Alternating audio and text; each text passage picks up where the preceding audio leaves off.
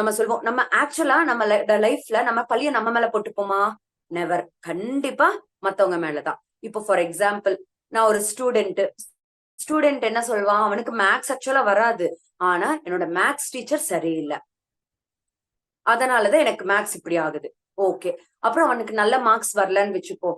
இந்த இந்த இடத்துல வந்துட்டு எஜுகேஷன் சிஸ்டமே சரியில்லைன்னு சொல்லுவாங்க. சோ பழிய இங்க யார் மேல போட்டாங்க? அங்க டீச்சர் மேல, இங்க எஜுகேஷன் சிஸ்டம் மேல.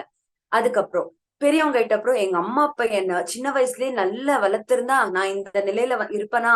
இப்போ அவன் தப்பான இதுல இருக்கலாம். ஆனா பழிய யார் மேல போட்டாங்க? அம்மா அப்பா மேல. அதுக்கப்புறம் என்னோட டைமே சரியில்ல, அவனுக்கு கெட்டது நடக்கிறதுக்கு காரணம் அவன் இல்லையாமா, அவனோட டைம் மேல போட்டாங்க.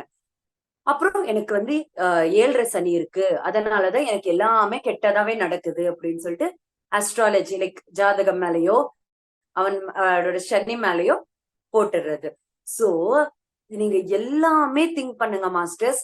நம்ம எது நமக்கு நடந்தாலும் அதுக்கு நம்ம பக்கத்துல இருக்கவங்க மேலயோ நம்ம வந்து தேடுவோம் பழிய அவங்க மேல போடுறதுக்கு. கரெக்டா?